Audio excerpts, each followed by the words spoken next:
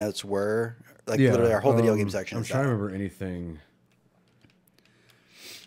aside from the 800 layoffs at Activision. Right, and that's but we didn't talk about that last week. We said that it was going to happen. Yeah, but we didn't know anything about it. Right. I mean, we could touch on it at the beginning since we discussed it last week. But yeah, most of the video game section is just Nintendo, so we don't have to spend a whole lot of time on that. Entertainment's fun, and then really. The epilogue is all hypothetical because Hector's not here, and when he's not here, we get to have fun on the show. So, so I did a what do we want out of the Marvel Cinematic Universe.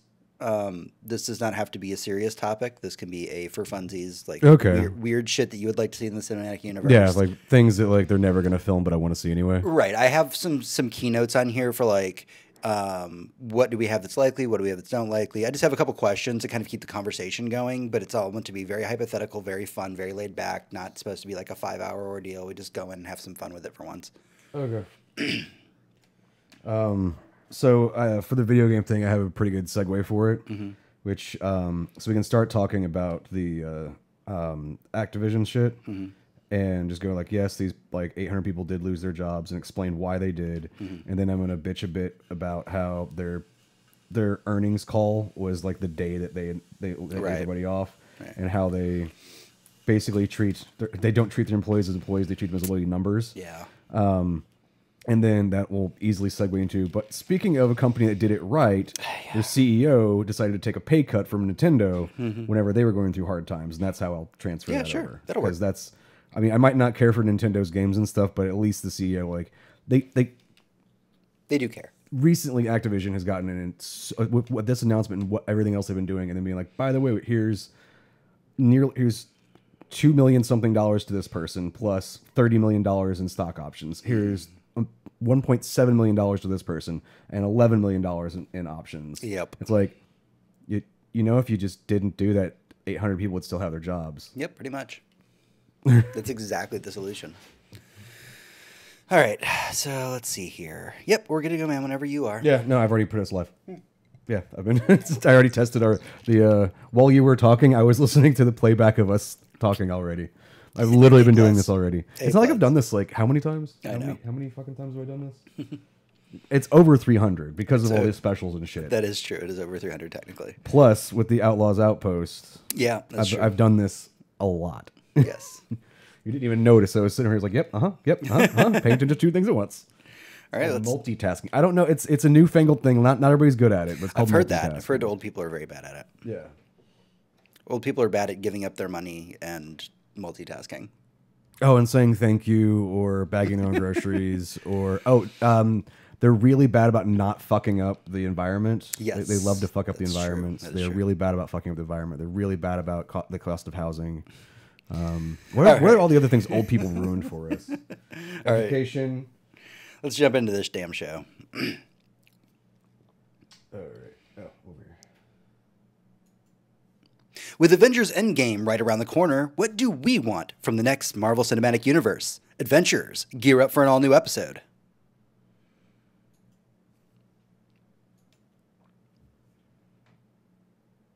Eventually, we're gonna have to say jump on the hype train.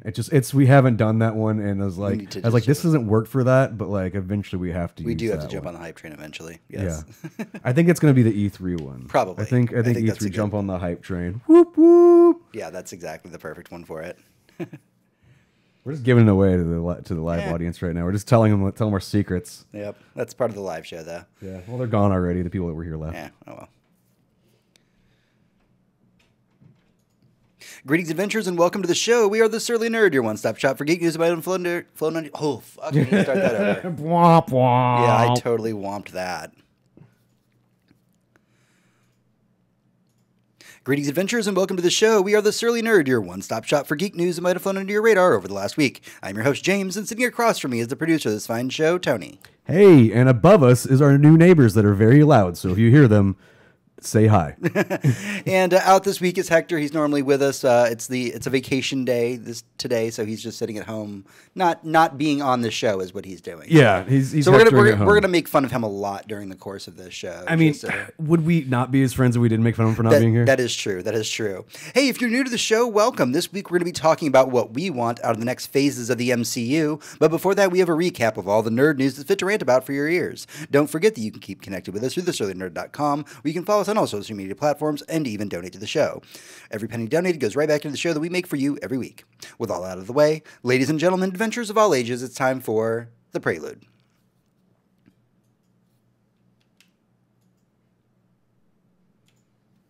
Prelude. All right, this is The Prelude. This is what we've been doing with ourselves this week, what we've been playing, what we've been watching, what's been occupying our free time. Tony, what do you got for me? Tell me something fun. I am about halfway through Umbrella Academy, the Netflix series of Umbrella Academy, not the comic book Umbrella Academy that I read a long time ago before they even announced that they were doing the show. Mm-hmm. So I don't remember the comic books very well, but I've been watching Umbrella Academy. And what is Umbrella Academy for our listeners? Jared Way, the singer person from My Chemical Romance, made a comic book. Yes. And that comic book has been turned into a Netflix series. It's basically his version of kind of the X-Men mutant kind of thing. It's people with powers in a school together, and their lives like 18 years later, whenever they're kind of like not talking to each other because they're all a family, but none of them get along. Yeah. And their dad dies, so they have to get together. It feels like Watchmen meets X-Men. Yeah, a little bit. That's where it kind of rides the line. And if it was just like dipped its toe in what's that director's name? God, fuck, I forgot his name. Making some great radio here because I forgot his name. Yeah, but so yeah, Umbrella Academy started its life as a comic book. And it was quietly talked about for a while. I know that we mentioned it a couple times. It was very critically acclaimed by the people who liked it. Oh yeah, and the critics, like everybody's like, "This is awesome," and everyone else is like, "We don't know what the hell that is." Yeah, there's like the guy from My Chemical Romance wrote a book. Like, who wants to read that? Except for the fact that he actually was an intern for DC for a very long time.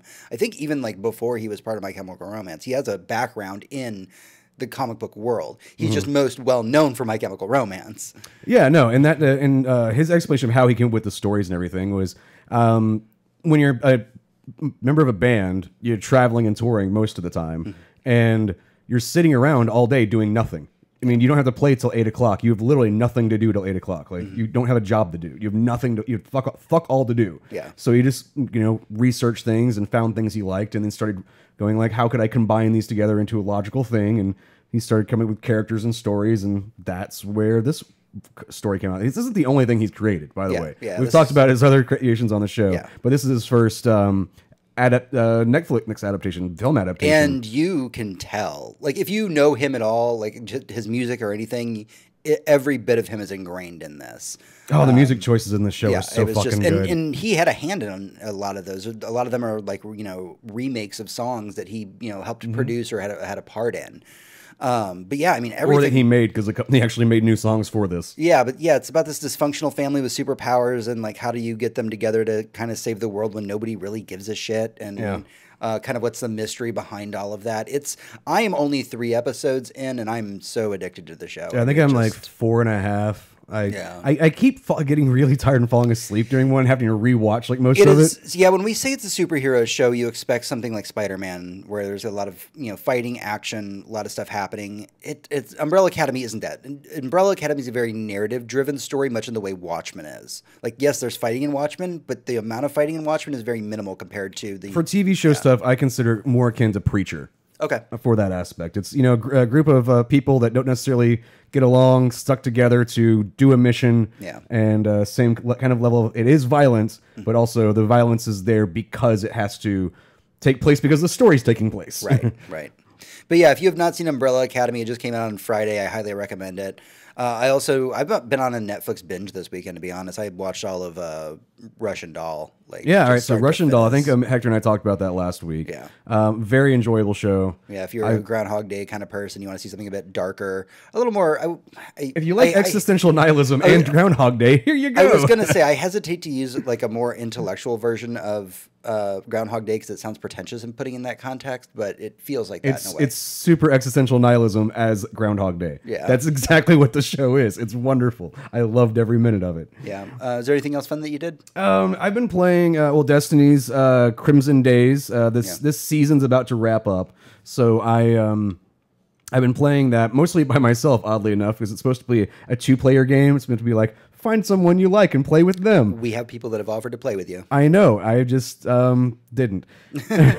I did the couple things I needed to do with a person, and then after that, I was like, fuck off. I don't need anybody else. Yeah. I've been doing that mostly as solo. I like that that's how you approach your love life, too. Yeah, it's like, I need you for a couple things, and after that, we're done. And I'm just by myself. Yeah, just leave me alone. No, I've been doing that, and that's what we'll probably be doing this next week because everything's kind of winding down. Yeah. There's nothing really going on. I'm probably waiting until next weekend to pick up Anthem because I can get it for so many bugs, so much loading time. I would like them to maybe have like one update, before I throw in my like $5 to get it. Because I'm just gonna get the EA Pass video game thing that they have on PC, and it's $5, and I'll just keep that going for a couple months until I stop playing the game, then just cancel it. There you go. So yeah, that's kind of my what I did and what I'm going to do. I'm looking forward to having a couple of weeks where I don't have to play all these games and watch all these shows and stuff. I can just kind of catch up on my Netflix, catch up on Hulu, catch up on my CW. Netflix is making it hard to catch up on, man. Let me tell you. Yeah, no, they want to be the place you go to watch TV, not the place you go to watch one thing. Yep, absolutely true. I mean, they've got stiff competition now. And are we going to talk about the cancellation later? Yes, we will. Okay, well, we'll just tease that there's a cancellation later. All right, that's everything we have for the prelude this week. We're going to take a small break. When we come back, we'll be going into level 1 comic book news. Yay. All right, now I go back to the editor. I almost got us a Stream Deck today. I was very tempted. They had them on sale recently. Yeah, that's the thing is that like, we were sitting at Best Buy and I'm like, I can find this cheaper somewhere else. Oh yeah, well the Mini, they just had on because the Mini was what it's $120. Yeah. And they just had it on sale for $100. Yeah, and you can generally find it online for about $100. Exactly. versus Versus the $120 you're gonna be paying at Best Buy, or the like $160 for the large one, which you can get for less than that online as well. They run. I was thinking the large one just for sake of ease, but.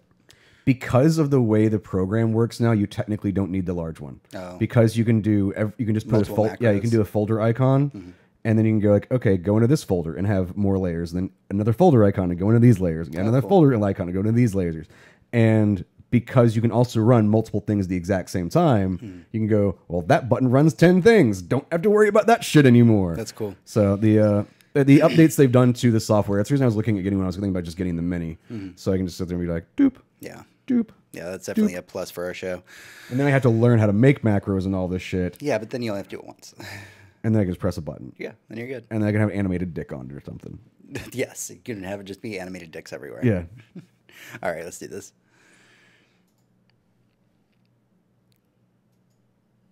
Level 1 comic book news. Hey, adventurers, welcome back to the show. Who says that nostalgia is a bad thing? I don't think anybody does. I think right now we're getting a little nostalgia out at this point. Are you though? I kind of am. Are you fully nostalgia out? Well, then I guess this next topic is just going to be for me.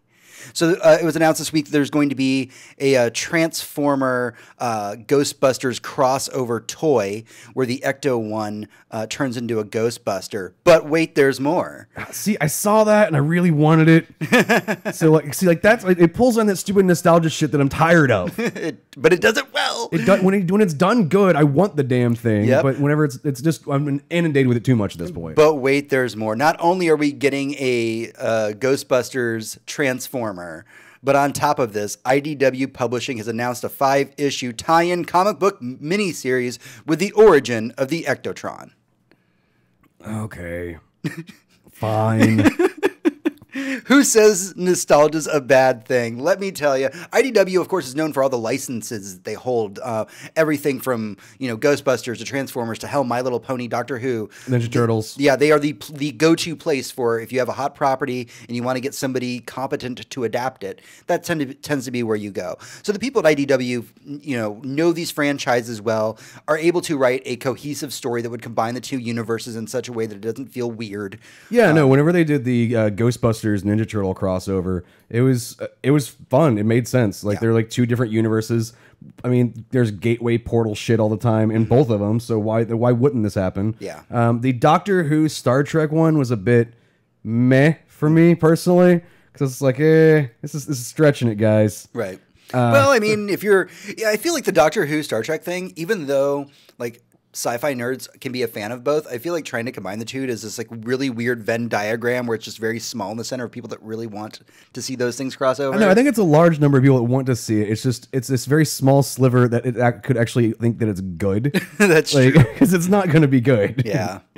So yeah, I'm super excited about this. I've been a long time since I've been excited about picking up a Transformers toy. To be fair, I don't buy many toys. Yeah, like I haven't gotten a Transformers. The last time I remember getting a Transformers toy like that I was super excited for, I was in first grade. Yeah, I think I got like a Unicron at some point. No, I just wanted one. I think my dad got me one once, and I was like, awesome, I love Transformers. And then that was cool. That's all I needed. Although I didn't have it in the show notes, I did show you today, since this is our podcast, and this is very near and dear to our hearts. Apparently, I want to say it's NECA maybe that's producing these, but I'll have to double check that. I apologize if my source is incorrect.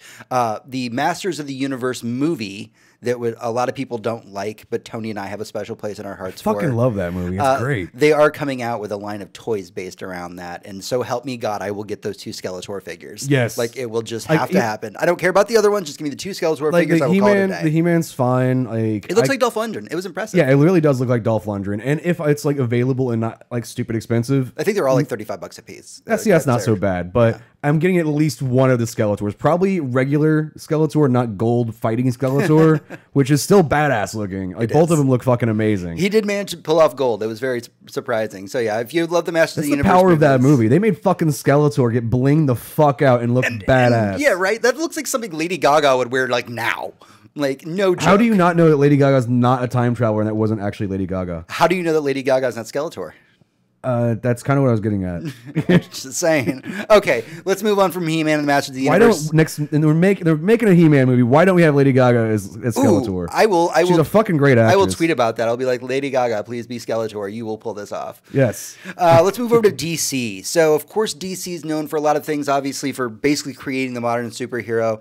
But what they're most well known for, I believe, is really their villains. Like, their heroes are popular. Yeah, everybody. They're most well known for Superman. Right. I mean, hands down. It's Superman. A lot of people, when they think of DC Comics, they think of their villains. Yeah, no. Out of all of the aside from Superman, Batman, you know, like the base things, all the hero stuff that everybody knows throughout the world, more people know DC's villains than any other comic book's villains. Yeah, I mean, honestly, as a comic book fanboy myself, when I think about heroes and villains and protagonists and antagonists in comics, when I think heroes, my mind always goes to Marvel first. Mostly because I read Marvel growing up, but I always think of those characters because they're very human. Mm-hmm. They're not gods the way that DC, literally the pantheon of DC characters is listed as gods, pretty much.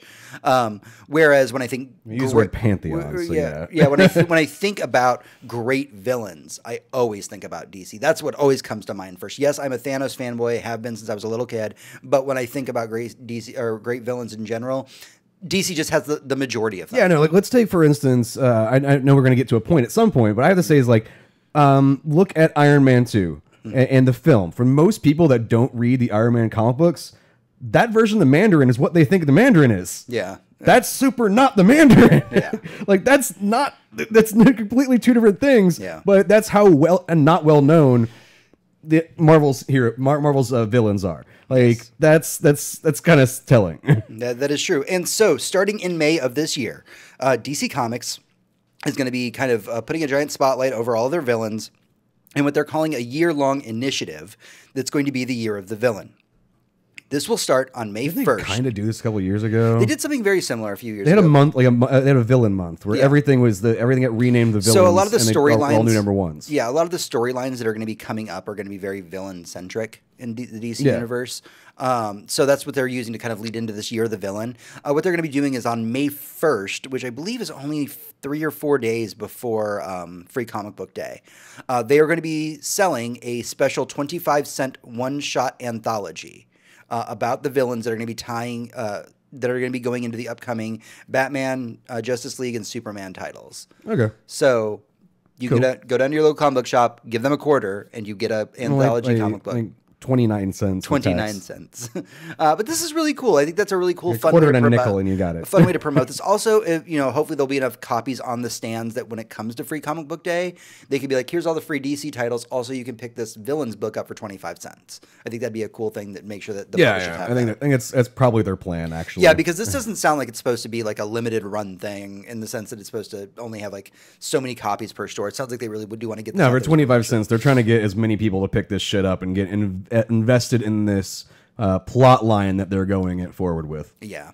All right, so we're gonna we're gonna get out of DC, go to Marvel as we kind of wrap up comic book news for the week. We started with a wacky crossover. We're gonna end with a wacky crossover for comic book news, and that is an upcoming series that's going to be called Savage Avengers. It's going to start in May.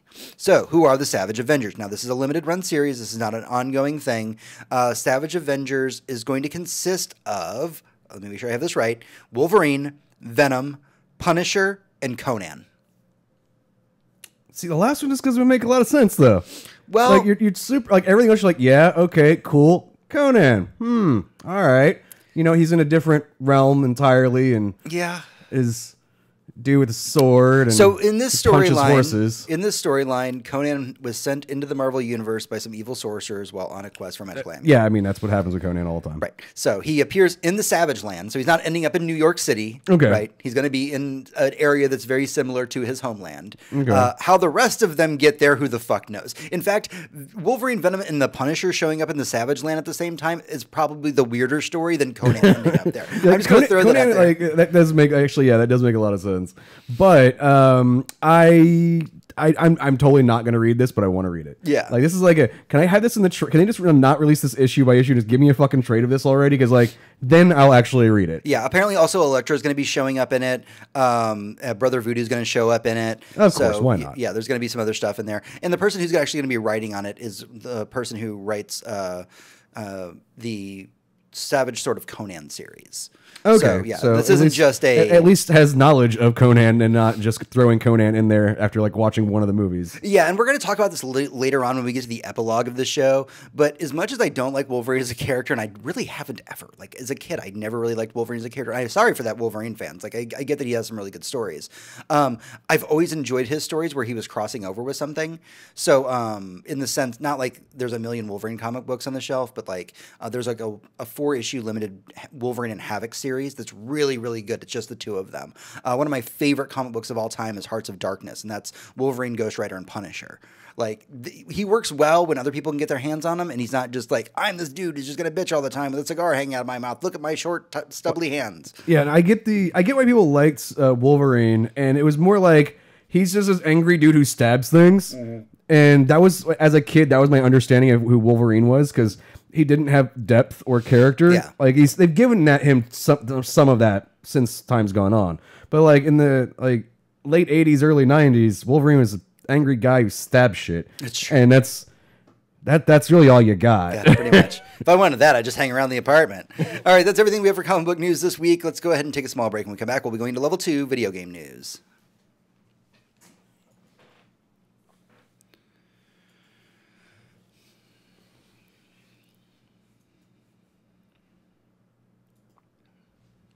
Level 2, video game news. Hey, adventurers, welcome back to the show. All right, we got a lot of video games to talk about this week. Before we jump into the majority of what we have going on, Tony, why don't you talk a little bit about what we talked about last week and how it has affected the news this week? All right, so last week we were talking quite a bit about Activision Blizzard and the problems that have been going on over there. Yes. And we mentioned how there was a good chance there's going to be a lot of layoffs. Well, those did come to pass, and over 800 people have now lost their jobs with the company. This coincided with the earnings announcement from Activision and how the company is up to on nearly $2 billion. They've made that amount of money, but because of the separation with Bungie and how none of their games are coming out in 2019. That's something we do need to talk about, by the way. They have nothing planned for this year. Yeah. Like, 0 games are coming out from this company. Yeah. That's not a good sign. And based on where their projections of what's going on, they also had to merge 2 different sections of the company together, because for a while they had a North American sales and worldwide sales, or so basically every game. There were games designed for America and the games designed for the rest of the world, and there were two separate teams. How they handled marketing and everything. They got merged all into one, so all that redundancy got left over. All the people who were handling Bungie got laid off. A bunch of people just all over the different world got let go because they're not needed anymore. And under these guise of Activision needs more money, even though they made nearly $2 billion last year. So during this, if you can actually, because it's a earnings call, it's all on record. It has to be part of like the transcripts are given out. You can hear in like the recordings and just read how the company does not give a fuck about their employees. They are treating everybody as a number. They didn't even feel sorry for any. They didn't even say sorry whenever they were like, we're letting these people go. They're like, we are just getting rid of these. They didn't call them employees or people. I can't remember what word they use. They use a corporate jargon thing for that, and it's the most dehumanizing way possible. They didn't even care. They're like, and how much money are we making because we're getting rid of them? Like that's how they're treating these people. And that's what that got me to thinking. A few years ago, when Nintendo was running through some problems, this was before the Switch got announced, the Wii U was bombing badly. The president said, I am taking a massive pay cut so we don't have to do layoffs, or if we do, we're going to have to lay off even fewer people because I don't want to get rid of my family. Activision Blizzard has been giving millions and millions of dollars to CEOs and firing hundreds of people. Like in the last month. That's what they've been doing. This is fucking wrong. And it pisses me off because we play fucking Overwatch. We support Overwatch League. That is part of their fucking games. I can't do that. Like I honestly can't think about, or whenever I'm watching those games, it hurts me now because I know these people that make these games are being fucked over that greatly, and they're making all this money off it. Anytime I want to buy a t-shirt supporting this team and the players that are great, I know they're not the ones making that money. It's going to these fucking CEOs. They're making millions of dollars while fucking laying people off. And it's making me angrier and angrier. And I think I kind of lost track of where my point was at this point. Like it's totally okay to be frustrated with that because we are giant fans of the Overwatch League, and there is a lot of this stuff and just other games. I know people are big fans of World of Warcraft. Activision and Blizzard as a company do make games that we enjoy, or once made games that we enjoyed. But neither one of them having anything coming out anytime soon. We do like Overwatch League. I can't really think of another property that is Blizzard Activision that I give a shit about at this point. Because now that Bungie's separated with them, I don't give a fuck about that. I'm like, yeah, great, Bungie's self-published, awesome, love that idea. Right, because that would have originally begged the question, are you still going to play Destiny when a company is treating their employees like this? But and that's, I mean, that was one of the things they brought up in the call was why would they let Bungie leave? And they said Bungie was not reaching the money expectations that they thought should be coming in. Even though this game has never lost money, it is continuously making money. It's making money right now as we speak. People are still buying it. People are still paying for microtransactions. It just didn't make enough, and they didn't own it. Translation, it's not making Fortnite money. And also, they don't own it.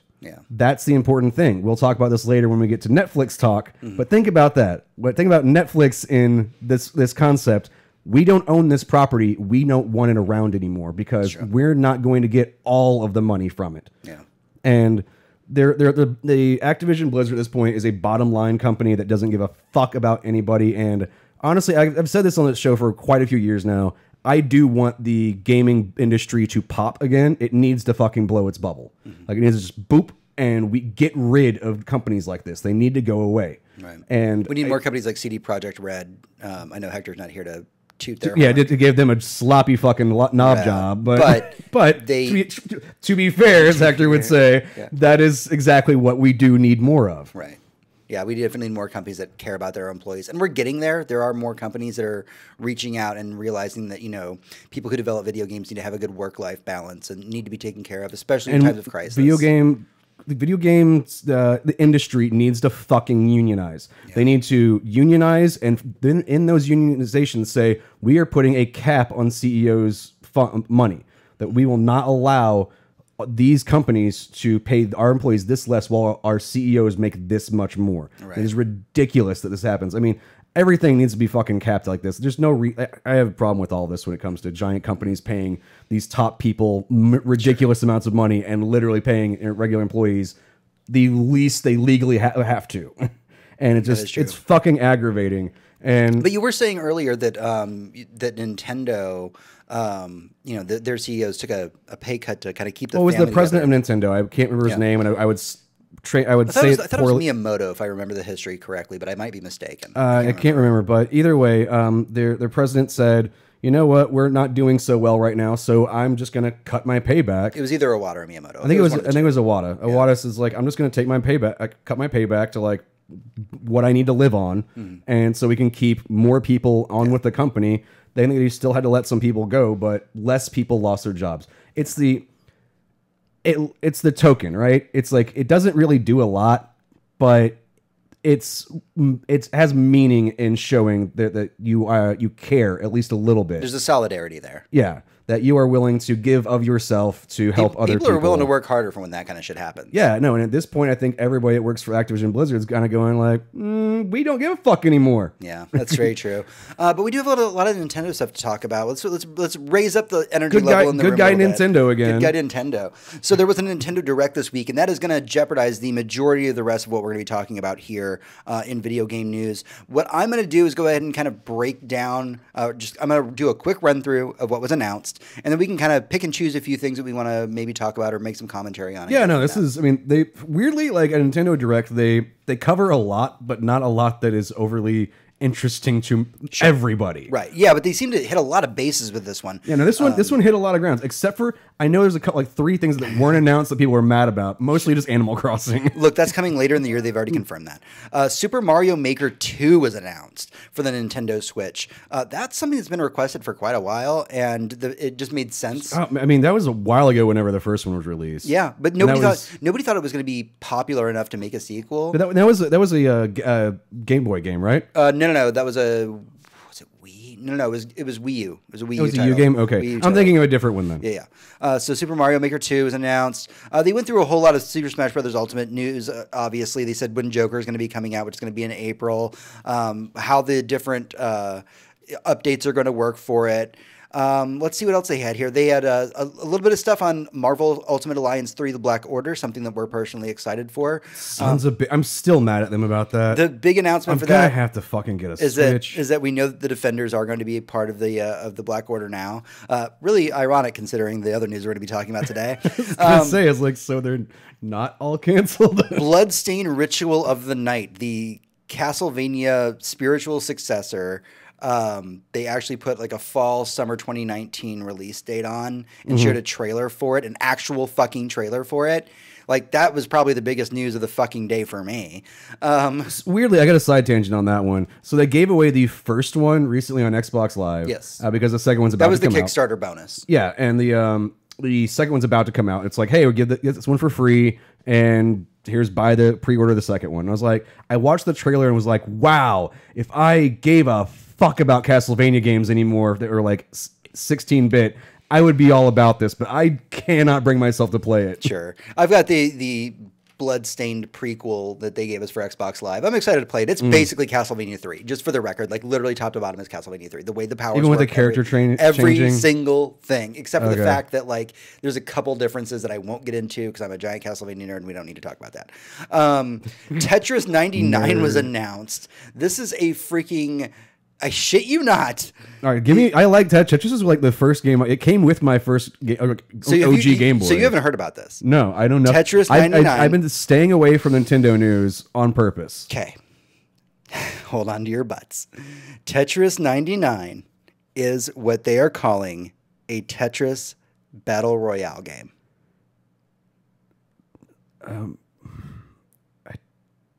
No.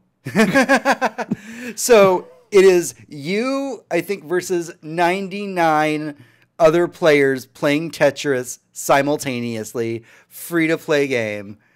It's Tetris Battle Royale. You know what? If you had told me before I had played Apex Legends that I would want to play a Battle Royale game, I'd been like, no, Fortnite does not appeal to me. I've seen the other Battle Royale games. They don't look like fun. But you know what? Me against 99 other people in Tetris? That could be exciting. I think that they're kind of abusing the term battle royale, to be fair. Yeah. But I mean, you're fighting against 99 other people, and when you're out, you're out.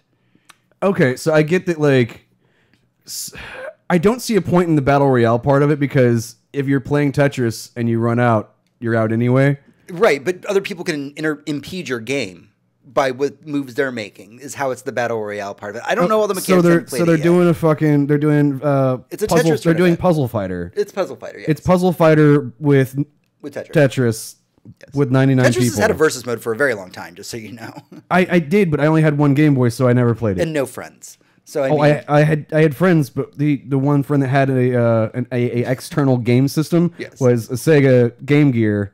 Oh, well, so he was basically the loser of the group. His was awesome because it was color and also 8 batteries like fucking candy. Yeah, you had to have a plug-in for that. I had a battery backup for mine so we didn't have to buy batteries. My parents were like, we can either buy this endless batteries or we can get this other pack for $20. Yeah, we're going to do the $20 thing. Let's see. Here's some other quick fire ones. Assassin's Creed 3 Master is going to be coming out on May 21st. It will include a remaster of PlayStation Vita's Assassin's Creed 3 Liberation. God, that's a mouthful. There's some more information about the new Fire Emblem game, a series I've been wanting to get into, but maybe this is the one. I don't know. What is a Fire Emblem? It's a tactics game. It's a tactics game. I was hoping it was going to be kind of like Puzzle Fighter, and then I could play that and not Tetris 99. Hellblade: Setsuna's Sacrifice is actually going to be coming to the Nintendo Switch. That was a pretty exciting one. The first chapter of Deltarune, which is the follow-up to Undertale, was released, and with the rest of it, or the other chapters are currently in development. So people who are really excited about Undertale, that's there. That which is like a large amount of Twitch cares about that. That is very true. And let's see here. We found out that Final Fantasy VII will be launching for the Switch next month on March 26th. But actually, on the day of the broadcast, they dropped Final Fantasy IX onto the store. So they're like, so like 9, a arguably better game. It is. That's a long talk, but yes, I do feel that 9 is a very strong game. I think that people have more nostalgia for 7. And that's the problem. It's, again, I'm tired of nostalgia. I'm tired of fucking Final Fantasy 7 and everything. Yeah. Like, it's just, I'm to done be fair, with Final it. Fantasy 9, the reason people loved it wasn't the nostalgia, because you had like a character who wasn't a white mage, but she wore the robes. Like there's a lot of callbacks. I get that. And now there is one more piece that, and this is completely reliant on nostalgia, that I do want to talk about that Nintendo did that I am super excited for, is that they actually created a remake of the old Game Boy game, The Legend of Zelda: Link's Awakening.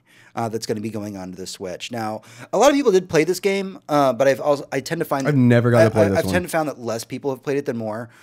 It is not a traditional. Well, it's a traditional Zelda, and it's an overhead Zelda, and you get the items and you go through the dungeons, and that's how you progress. Very Link to the Past or whatever. But the story doesn't take place in Hyrule. It takes place on this island, and there's a whole it's a really dark game, actually. Like, it's a really dark game. Because I had a Game Boy growing up, this is one of my few games like this, Final Fantasy Adventure, the Ninja Turtles game, the Spider-Man game. These were my bread and butter. These are the games that I would always go back to, even though I beat them over and over again. So I'd pick up Link's Awakening, I'd beat it, and I'd pick it up again and play it. I do the same thing with Final Fantasy Adventure. So this is a lot of the nostalgia for me personally. But again, there's also a lot of people who haven't played this game. And so I think this is a great opportunity, because I looked at how they redid the intro and everything. I'm like, damn, this looks good. Like, bring this to the Switch. So that's the thing that I was probably the most excited for, because it is a really beautiful game with a gorgeous soundtrack. And the fact that they're just remaking it for the Switch, man, A+ Nintendo. Everything about this whole Nintendo drop was like, here's things that are coming out now or in the next 6 months, because that's how we do things. And we love all of you. I mean, the entire message of the Direct was just like, we love you guys. Basically something for everybody. It was a love letter to the fans. And that's not bad. It's a great list that they came up with. I'm not interested in most of it, but there are things on there I'm like, yes, I do want to play this. Unfortunately, it requires buying a Switch, and I still don't want to do that. You know, with every passing episode, Nintendo announces something else that you go, damn it, I want to Switch now. It's going to reach a point where you're just going to have to get one. Or I'm going to get one. It's going to be in the living room. That's where it lives. Yeah. Oh, God. It's just bringing myself to buy, like, I was about to buy one, but then I had to go buy a car like a reasonable adult. I mean, you could have gotten a car with a Switch in it. Oh, man. I could install a Switch in my Lancer. Yes, you could. And then you can get a racing controller to plug into it, just, so you can and I can just put Mario Kart on it, and then when I'm going through traffic, just play Mario Kart while I'm. This sounds like the smartest idea. Why has nobody done this before? The problem with playing Mario Kart while you're driving is the road you're on versus the road in the game are not going to be the same thing. I don't know, man. That seems really impressive. I'm pretty sure those two things line up if you do them right. I don't think that's a thing. I think Rainbow Road is going to get very, very hard to do in real life. Rainbow Road's always hard to do. I'm frustrated. But yeah, everything about this Nintendo Direct was a love letter to the fans, and that's the one thing I loved about it. Because while there's not maybe you didn't love everything on there, maybe the idea of calling something a Tetris Battle Royale didn't appeal to you. They could have just been like, by the way, we remade the original Tetris. I mean, like, cool, I'll get it. Because I just want to play that. Right, but if they said, like, here's a Tetris game where you fight 99 other people, you're like, it's free, first off. Oh, cool. That's even better now. Sure, go for it. I mean, seriously. I hope there's a single-player version inside of it. I'm sure there is. So that way I can be like, I don't want to play 99 people. I want to just play Tetris because I like playing Tetris. I'm sure there is. But I like putting squares next to squares. But yeah, I'm super excited about everything that Nintendo's announcing. They're obviously selling me more and more on the product of the Switch. As somebody, when it very first came out, I said, I'm going to wait to see what they're going to do with it. Everything they're doing is going it's going to the right place. It's the games that they're coming out with at this point are interesting enough to where I do want one. Even though I still believe that it is definitely not designed for me. Mm-hmm. It is not powerful enough. It is not equipped with enough options for me to do the things I want to do. Right. Also, I still think the Joy-Cons are way too small. I'm going to have to spend $80 on the Pro controller because I can't just use my Xbox controller. You know, it's the same fucking controller. Yeah. Except for there's a lighter and it's understandable, but yeah, the more and more Nintendo goes on, the more and more Nintendo proves that it really is about the fans, and they want to do what they can to bring everybody into the Nintendo fold, and they're doing an excellent job of it. So go them, and honestly, I can't wait till the next Nintendo Direct, which I think will probably be around E3 time that we'll see that. So I'm super excited to see what they're going to be doing. It's the same weekend as E3. Yeah. They always, it's like in 3 months. It's what they always do. All right, that's everything we have for video game news this week. We're going to take a small break. When we come back, we'll be going into level 3 entertainment news. There's the mouse. Okay. So I had to move it over there to type. No, dude, that's really fucking cool. I need to grab a drink real quick. Yes, thank you so much. I really appreciate it. We've missed you hanging out in the chat. Don't go too far back because, like, they get really sketchy. They really do. Yeah. What do you just point? Oh, no, I'm good. I forgot I didn't drink as much of my cider as I thought I had. So my eye quit twitching. All right. My eye's twitching on Twitch. Twitchception. All right, good.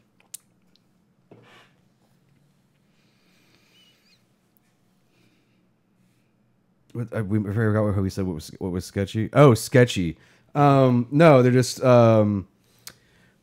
the quality gets better with time. yeah, the quality definitely gets better over time. I mean, I would say last 200 episodes have been fucking great. Just don't go really past that point. Yeah, we actually did. You missed that. That was actually the very beginning of the video game section. We did go into the Activision firings and it was really just me yelling for like eight minutes. Yeah, but that shit's fucked up, and we're really not happy with what they're doing. It makes me sad that Blizzard is a part of that, even though it's mostly Activision's doing, because Blizzard is they're doing all right by themselves, but Activision's making life really hard for them. I just want there to be one of those days. So what's his name? The guy that runs Overwatch. What's his name? Jeff Kaplan. Yeah, Jeff Kaplan. I want him to do one of his like weird things where he just shows him like, "Hi, I'm Jeff Kaplan." And today, Overwatch separated itself from Activision Blizzard. Right. We are now our own separate entity. We are not part of them. We have left them behind, and because I mean, it just makes sense that they need to separate themselves. I honestly would love to see Jeff Kaplan just go, all right, so I'm Jeff Kaplan from the Overwatch team. So what we've done through the Overwatch League is accrue enough money that we can buy themselves out of Activision. They're going to be doing that as of today. So Activision now belongs to Overwatch, or Blizzard now belongs to Overwatch, and that's what we're doing from this point forward. Look forward to it. And we're going to keep making that WoW thing that people like. So, yeah, you're absolutely correct. I didn't mention it on the show, actually, but I do follow a lot of game devs on Twitter, and there were so many people that were like, hey, by the way, our team's hiring if you need work right now. Just let us know that you're a part of the layoffs, and we will get you in the door immediately. We will get you benefits. We will get you whatever you need. Yeah, no, that's the community has always been great about especially when there's giant layoffs like this from any company. Even if it's like 50 people, a small team layoff that gets in the news, or 800 people get laid off. Everybody reaches out and says, "Hey, you're part of this community. Come join us." My problem with that is that's great and all, but maybe if we had a union, we wouldn't be running these fucking issues to begin with. I completely agree. And it would be much, instead of reaching on Twitter, the union would be like, yeah, no, seriously, here's already like 10 companies. Don't reach out. They're already waiting and ready for you. Yeah. There you fucking go. That's what they need to do. And I don't know how much longer I can back up the video game industry until it gets its head out of its ass. Right. Well, it's much like Congress, it's evolving. A lot of these older guys are being pushed out. And it's taking time, but it is happening. We are seeing the changes now, even with companies. Because the thing is, like, when they talked about, like, you know, unionization and all that, they were like, oh, like, look at places like CD Projekt Red. Like, they're already doing all the good things. Aren't they going to be upset, like, if they get put into a union? And CD Projekt Red's like, no, put us in a union. We'll set the standards for it. Like, yeah, we care about our people. Oh, yeah. So as for your friend working, Activision's 5-year plan, and out a year ago, doesn't exist anymore. Yeah. They canceled all of those things. They have none of those planned anymore. The Warcraft 3 remake is now, I think it's still slightly moving forward, but they're more so focusing on vanilla WoW since people apparently wanted that according to the lawsuits, so they're just making that happen now. Yeah. As for the Diablo game, we know they're working on Diablo 4. Yeah. But much like the way Blizzard handles everything is we know they're working on it. It doesn't mean it's coming out anytime soon. Yeah. So yeah, but Blizzard's always, that's the problem. So whenever Bungie was part of Activision Blizzard, you always went like, okay, so who's really the bad guy in this case? Is it Activision, or is it Blizzard, or is it Bungie, or in this case, is it Activision the bad guy, or is Blizzard being the bad guy? It's who's Activision. the one being the bad guy? I will 110% guarantee you it's Activision. And everybody around the world basically says it's Activision. And after that earnings call, it's super Activision. It is just the way they treat their Now, I'm not employees. saying that Blizzard is not responsible, because I know a lot about the video games industry. I spend a lot of my free time studying it. I listen to a lot of books on it. I listen to podcasts by game developers that specifically talk about just the insides of the game industry, which is boring as shit to most people, but fascinating to me. And I mean, there is, like, even in the stuff with the background of Blizzard, there was a change in the higher ups. And I don't want to be biased here, but Overwatch is really a separate entity from everybody else in Blizzard. What Jeff Kaplan is doing with the Overwatch League, while it does bring money to the rest of the company, it exists in its own bubble. Basically, if Blizzard points at them and says, hey, you need to do this, Jeff Kaplan gives them the middle finger and says, it's my fucking game. You don't get to push me around. Look how much money I make off of this. Yeah, no, it's Activision Blizzard is actually made up, there's Activision Blizzard, then there's Activision, then there's Blizzard, then there's actually Activision Blizzard underneath that, and then two other companies as well, and then sub companies after those. Right. That all do different things, and then there's the products that they all make. So and there's a whole fucking hierarchy of shit. And there are some people in Blizzard who, if you've read the right books, I'm pretty sure one I can recommend if you listen. I only read the wrong books. If you listen to audiobooks, there's one that might be Stay a While and Listen, the History of Blizzard. They're about to do a sequel to it, actually. And it does talk about some of the changes that happened at some point in the company. Is it the sequel called Runaway in Terror? Probably. Where it does talk about things like, when certain people... It's almost like the history of the dot-com boom, where it was like a bunch of wild hippies that came in and made some shit, and then corporate people stepped in, and then it suddenly went south. See, that's the only thing I can think of. Like, when you said, like, the old guys are starting to, like, be pushed out, I'm like, the video game industry was not made up of old guys. No. It wasn't until it got made so much money that old guys got involved. Right. Old guys got involved in the games industry. And then they fucked it. Right. They became the CEOs. They're the ones who helped establish the companies and became publishers because that's where the money was. And they started pushing around the people like... the programmers, saying the programmers, you're worthless talent. Everybody wants to work in the video game industry. The idea that anybody is replaceable, that you should feel lucky to even have a job here so we can pay you literally minimum wage and make you work a million hours with no overtime. To be fair, this is the same growing pains the comics industry went through. Only now are we seeing a comics industry that really values its employees and pays its employees well. And the way it got that way was because it wasn't necessarily through unionization, but in a kind of a way. It was a bunch of people who were the rock stars saying, fuck you, we're going to go over here and make our own company where everybody gets treated equal, where we all own whatever the fuck we want, and everybody gets to make money off of it. It's the formation of Image Comics. Yeah, and honestly, CD Projekt Red and a couple of other companies are the ones that should be, like, leading that forefront because they're already doing that. Yeah. All right, let's go ahead and jump into entertainment stuff. StarCraft's Ghost, not going to happen. That game, the source code for that has been eaten by the. Yeah. They lost that hard drive. Yeah, they did. I mean, they couldn't. Not so they couldn't remake it. But. Like 3 companies worked on that game. Seriously, look up the history of it. Like 3 different companies worked on that game. It would be too much of a nightmare. They'd have to do it from scratch. Basically, is what I'm saying. All right. It's also too old at this point. It wouldn't run on anything. Oh no! I'm talking about like just they would just have to do the whole thing from scratch. No, that's what I mean. It's like it's because 3 different companies worked on it, and it was that long ago. Yeah, it wouldn't work. There's actually a really good video online. I wish I could pull it up right now for you, but there's a really good history I watched literally this last week about what all the history of StarCraft Ghost is and its inception and how many different hands touch it and kind of how it got so fucked up from start to finish. You have 30 minutes. It is not time for dinner yet. All right, you're just gonna come over here because I started talking to you. Why is your ear so twitchy? I don't know. She's a dog. All right, you got twitchy ear, girl. Let's do this. Why you got twitchy ear? I'm gonna put my foot in your face. I'm gonna put my foot in your face.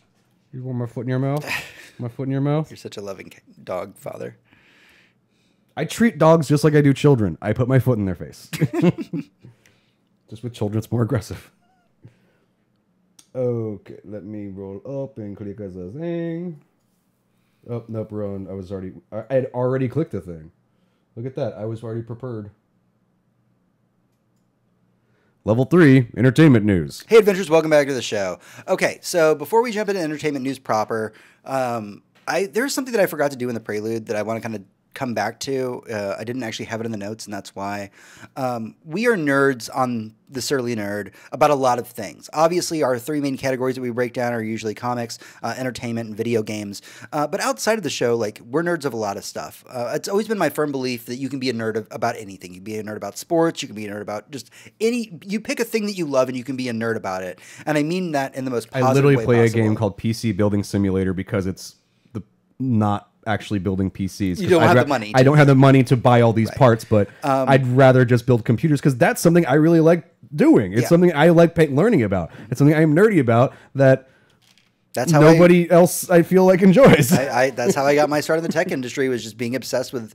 My mom gave me my first computer at 14, and I immediately tore it apart and put it back together. But one of the things that I am nerdy about is space exploration. And I just wanted to take a moment before you get any further into this. As weird as it sounds, I just wanted to raise a glass. We lost our Mars rover this week. That little dude did so much for the knowledge of a foreign planet for humanity, and it was such a big blow to hear that he was finally shutting down. It just it made me a little sad, and I wanted to go ahead and just raise a toast. Cheers. He's not the first robot to be lost on Mars. That's true. He's not going to be the last. But he's hopefully not the last, even though unless we kill ourselves, and then he's definitely one of the last. Okay, But I like it because he was the one that played Happy Birthday to himself. He did, yes. That was my favorite thing. Is if you think you're sad on your birthday, there's a robot on Mars that sings Happy Birthday to itself. Literally the only thing on the planet, and no one can hear it. But it's not sad though. It's not, it's happy that we would teach a robot to sing to itself. It just plays a song at a set time. It's not teaching it anything. It's just telling it to do a thing. It is very fun. So continuing down the train of sad news, unfortunately, we're going to keep going down that way. Things being killed before their time. Things being killed before their time. Netflix just announced, as of today, actually, that The Punisher and Jessica Jones are coming to an end. Everybody knew this was coming. All the other shows have been canceled. We knew that they were going to cancel Punisher about this time. It's been a month and a half or so since Punisher season 2 came out. And that's when they canceled Iron Fist. Yeah, and just so you all know, there's conflicting reports about what's going on with Jessica Jones on the internet. The definitive answer, so you're not reading different articles, because I tore through 10 today to make sure I had the right information to present to all of y'all, is that Jessica Jones will be getting its 3rd season. Oh no, it's wrapping up post-production right now. Meaning they've done it. Yeah. It's now they're doing they're finishing the CGI shit, adding in music, editing the goddamn thing. All of that crap is happening. And Jessica Jones' season will be coming out. Yeah. And unfortunately, they knew going into this was going to be their last one. It's the only one that really knew it was going to be their last season. Yeah. Because the other ones had already been canceled while they were making Jessica Jones. Yeah. So they could see the writing on the wall. It was just weird that Netflix announced the cancellation of Jessica Jones before its airing. As I'd said, all the other shows had been canceled. They got aired, and then about a month afterwards were canceled. Which is why this is the time where we were expecting Punisher to be let go. Yeah. But I was just not expect when they announced Jessica Jones. I was like, ooh. Haven't even shown that season yet. Yeah, that's pretty pretty rough. bad. That's That's rough. I do like that Hulu's because it is now owned by Disney has kind of said, well, if we are able at a certain time, we might go back to those properties. Right. Meaning we might just take the rights over and start them again. Yeah. But And that's that's not confirmed. That's not happening. That's hypothetical shit that Hulu is saying, like, maybe one day we'll get to do this. Yeah. So yeah, that's pretty sad, but we all kind of saw this one coming. Now, tell you something I didn't see coming was, of course, 6+ months ago, we mentioned on the show that Are You Afraid of the Dark is getting a movie. And we were like, that's an interesting property to kind of resurrect and bring back into the forefront. But I was excited about it because I watched the Midnight Society growing up. That was my it was Nick Saturday nights always ended with Are You Afraid of the Dark? Yeah, it was our anthology horror shit for children. Which we need so much more of. And so we have, this is the weird thing. So we're getting Are You Afraid of the Dark film, and like an anthology. We are. We're also getting Scary Stories to Tell in the Dark, an anthology. Like Horror for kids. Yeah, these are two like amazing horror for kid properties that like. When I was saying like I'm kind of done with nostalgia, this is the nostalgia that makes me happy. Yeah.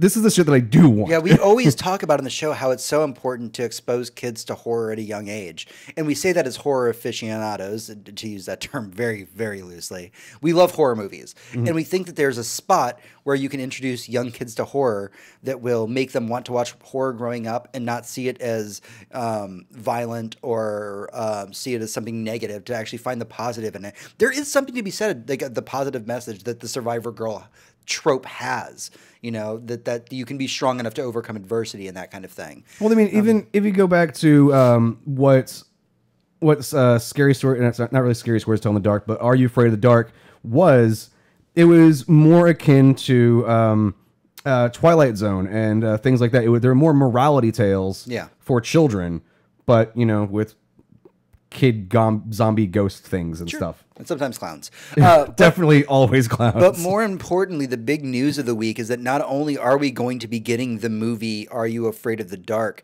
but Nickelodeon actually announced this week we are going to be getting a revival of the Are You Afraid of the Dark in the form of a TV series. Oh, nice. They also announced like all that and SpongeBob and shit, but nobody cares about that. We're talking about Are You Afraid of the Dark? They announced other things that other people care about. Yeah. We're just not part of that. Yeah. But SpongeBob is getting like an expanded universe kind of thing going on. Yeah. And I didn't know about the other one. That. All that's coming back? So that was the more questionable one to me, because from what I understand from the history of Nickelodeon, and again, I told you, I read a lot of really weird books about this shit, so I apologize. It's just my week for busting out my encyclopedia. From what I understand, there was a lot of all that the scripts and things that were being worked on behind the scenes were actually mostly worked on by the actors. So people like Kenan Thompson and all them, they actually had a big hand in making the scripts that made all that what it was. My concern is if they go back to doing a show like all that, it's going to be heavily adult written and then made for kids in air quotes, which means it won't be as funny as amusing. Because if you look at the history of Nickelodeon, when they talk about things like you can't do that on television and all of those shows. There was a very loose set of script that writers would work on, but really the kids did have a lot of run of the network, and that's why a lot of that programming that we were raised on felt like it spoke to us, because it really was written by kids. It was made by kids for kids, but with adult production value. Exactly. So my worry is that those kind of things, like all that coming back, if they don't allow the actors and everything to really explore their creative side, it won't be as good as the original. But we won't know until it happens. We don't have that much information. But we do know that Are You Afraid of the Dark is getting both a movie and a TV series. And my God, I am so excited to hear this property coming back. I will probably just watch it out of nostalgia, even though the stories are going to be completely brand new. But again, we cannot emphasize this enough. Like, young adult horror is so very important. It's the reason R.L. Stine exists. Like, seriously, reach out and write these stories for kids, because it's awesome. Like, I love being a horror buff, and I would not have gotten there if I didn't read Scary Stories to Tell in the Dark as a kid. Last year, around Halloween, the House of the Clock in Its Walls, Eli Roth, which is a lord of horror films, he created a subgenre of horror films that did not exist before him. Yep. made a kids horror movie with House of the Clock in the Walls, and it's fucking great. I know. I still haven't seen it. I loved it. I loved the hell out of it. I was like, this is exactly what we needed. We needed to have again, you still haven't watched Casper, so it's akin to Casper on that. I'm sure that I have. I just blocked it out for some reason. I don't see why. I mean, you would have been of the age that Christina Ricci was very cute, and she was in that. So like that's one of the reasons why I was a kid. I was like, it's got Christina Ricci in it, and I got a kid boner for her. And now I don't think you can use those words on the air. You can say kid boner. You just can't say I have a boner for kids.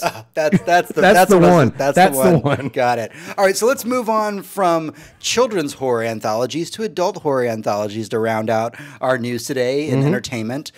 We knew that Creepshow was going to be happening. It was going to be shown on the Shudder Network and also aired online. We know that it's going to be produced by The Walking Dead's Greg Nicotero. Of course, the original Creepshow movie, which holds such a special place in my heart, was written by Stephen King. It was directed by George Romero. So the Creepshow, we finally got information about what Creepshow is going to be, and it's going to be a 6-episode season. And we know that there's going to be probably maybe some Stephen King stuff that's written into it because he worked on it originally. I thought that, my understanding from what I was reading, this is probably, I mean, you read more of the news stuff than I do, was that Stephen King is going to be doing something. He's probably going to have an episode. Yeah, he has an episode that is going to be a Stephen King made an episode of this. Right. He wrote something specifically for this. Yes. So we finally got who the writers and directors of the rest of the series is going to be. I'm just going to toss a couple of these out there real quick. Now, I will say I do agree with the internet community about this. I was a little upset that this is a lot of older white male writers in an era where we're getting some amazing horror coming from other writers and directors. But this is just the first season. This is just who they got in their immediate friends group and said, "Hey, can you come and write an episode for this?"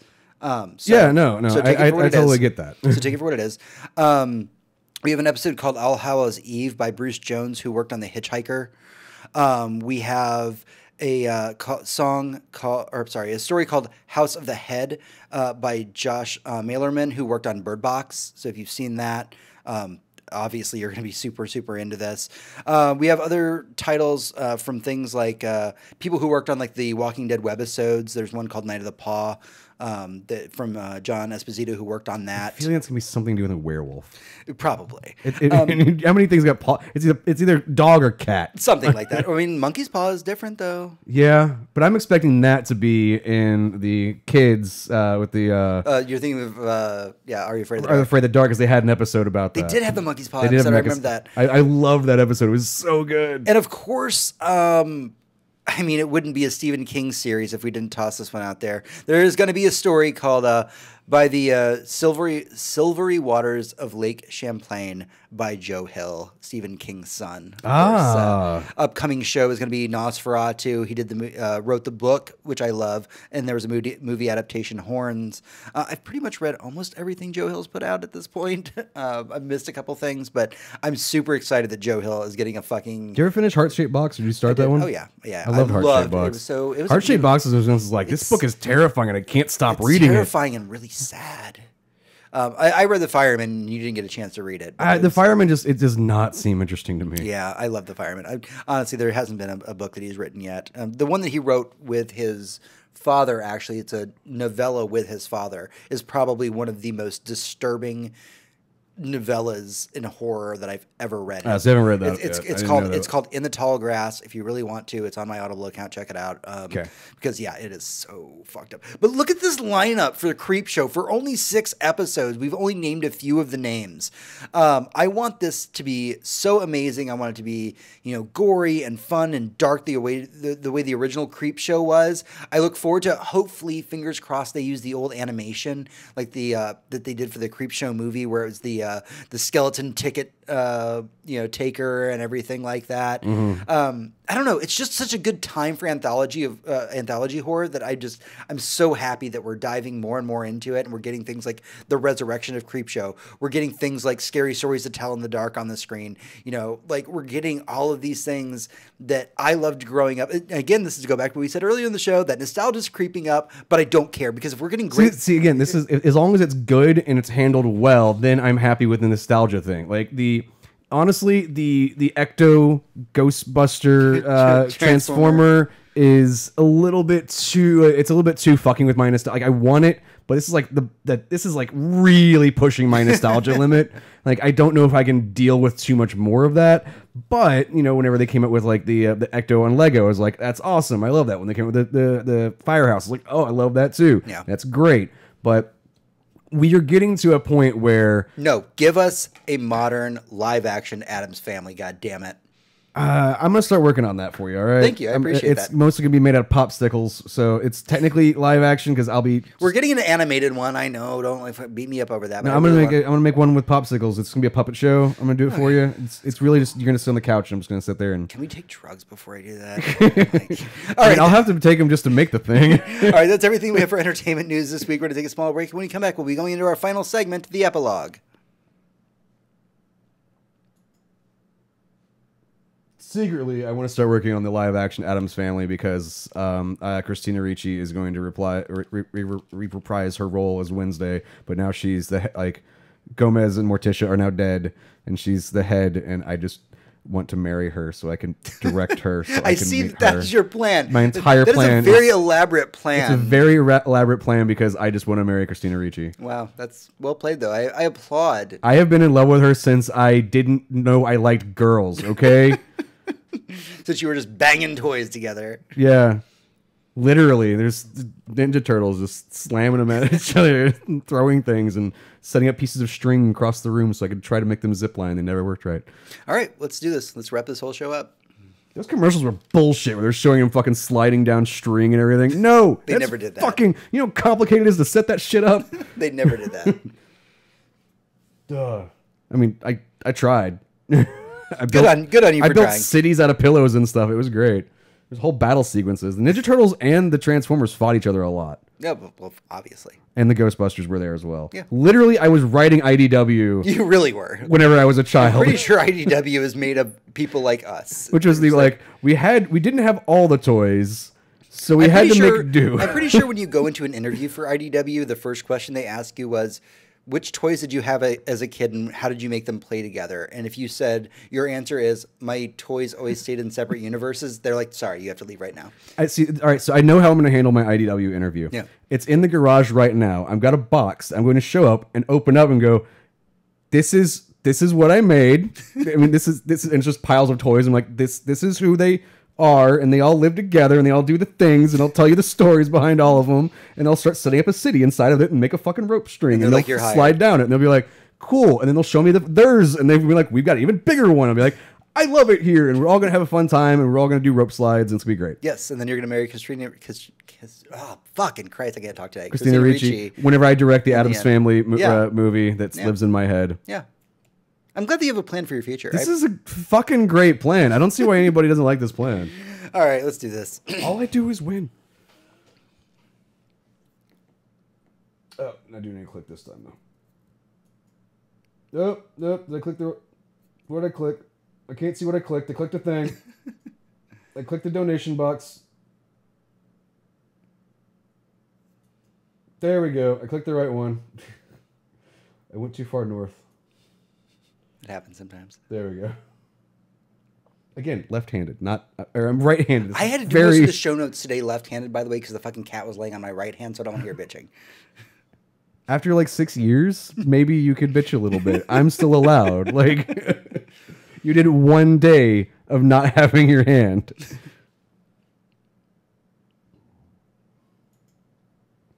Epilogue. Hey, adventurers, welcome back to the show. We are in the epilogue. Our epilogue is our main topic for the week, sometimes related to the news, sometimes not. With Hector being out this week, we decided that we're going to have some fun, because we don't have any fun when Hector's here, obviously. So instead of doing something that's related to the news or not related to the news, I wanted to pick a topic that we could just have some fun with, just really take our pants off and let loose with. And that is, where can the Marvel Cinematic Universe go after Endgame? And I want to. I like that you're assuming that I'm wearing pants. That is true. You might be wearing tearaway pants. I do have tearaway pants in my room. And so the reason I phrase this in the way that I do is, instead of saying what's going to happen next and us doing like a 2-hour theoretical, which a million people have done online. We can go into the like Brie Larson's contract with all the movies and we can do all that shit. I want to have fun with this epilogue. I want to talk about where we, as people who read Marvel growing up, as people who lived and died by these comics, you were obsessed with Spider-Man. I was obsessed with the X-Men. Like, we were all big Marvel kids growing up, where we want to see this go. It doesn't have to be serious. I have a couple questions that will be a little bit serious for the panel. But really, it's about what kind of fun we can have constructing the next Marvel Cinematic Universe. So, with that in mind, our first question is, are there any heroes that currently do not exist in the Marvel Cinematic Universe that you would like to see enter it? Oh, shit. That's a good one. I was actually immediately thinking, is like, I'm actually really happy for where things are about to go because I get to have fucking Fishbowl Head. Right, but like Mysterio is coming I get in. Mysterio. Like, that's cool like as that shit. sounds awesome to me. And we're like the only two Mysterio fans on the planet, so like... Yeah, no, but we also get fucking vampire dude, his own movie. Yeah, right, Michael Morbius. I'm a big fan of Michael Morbius, another kind of D-list character. Yeah, Morbius was the living vampire. That's his name. Yeah, he's getting his own movie. His name was written in the 70s, so forgive him that. Yeah, it's fine. But unfortunately, believe Jared Leto is playing him. So he might be able to pull it off. We'll see. You know, he pulled off Joker on film, technically. Okay, so who else would you like to see enter the MCU, though? Fuck. This is like, all right. So the MCU, as it is now, does not include any of the X-Men. So I have to kind of go with some X-Men stuff. Sure. But I do want to throw this out there. Right now, the MCU does not fully encompass the scope of Spider-Man. Mm-hmm. Right now, it encompasses Spider-Man. It doesn't really include Venom or Carnage. So these are. It also doesn't include Spider-Gwen. Right. These are all viable options that you can then bring to the table. I'm just throwing it out there. So, my first one is going to be Spider-Gwen. Right. Because Spider-Gwen needs to exist. Like, I honestly get rid of Spider-Man and just put Spider-Gwen instead. I would be way happier with that. So we've done. I'm sorry. As good as fucking the Spider-Man movies have been, we've done that story to fucking death. I have actually in the notes for myself, because as I was writing these questions, I was trying to think of like, okay, what are my answers going to be instead of answering them off the cuff. I really do think it's time, maybe not now, but a few years down the road, because we are talking about maybe the next 10-year plan, that Miles Morales should be coming into the MCU. I think Into the Spider-Verse was an excellent introduction for him, and maybe we just give like our current Spider-Man a little bit more time to quote unquote grow up, and then we introduce Miles. If we really want to go the Ultimates direction, like you can kill off Spider-Man at some point, and then Miles takes over. See, I don't think that they would do that even within 10 years, because the actor that portrays Spider-Man looks so young, and it's still set in high school. Mm-hmm. I know. If this had been the Tobey Maguire stuff where he was just finishing high school at the very beginning of the first movie and doing college stuff, and then after college stuff by the third movie, totally able to kill him off and put Miles Morales. Yeah. But it's not going to happen unless they reset Spider-Man again. That's true. So who else? Which really sucks, because I'd rather have Miles Morales in there than Peter Parker again, because I'm fucking tired of Peter Parker's story. I love him. Favorite Spider-Man of all time. But I've seen it. If you had to pick a Spider-Man, that's your Spider-Man. Yeah, that's it. But for me, Spider-Gwen needs to show up, even if it doesn't make any fucking sense, because fuck you, I just want her in there because she's awesome. Yeah. Gwenpool would be awesome to show up as well. You're just a fan of all the Gwens, anything Gwen related. Yeah, pretty much. Yeah, it's a thing. In fact, I want to see Deadpool show up somehow in the MCU. Right. Because we've now had, with Deadpool 2, shown he is part of the X-Men universe, because there's that one shot where he's in the X-Mansion and everybody just leaves him alone. They're like, and we just shut the door so we don't have to see him.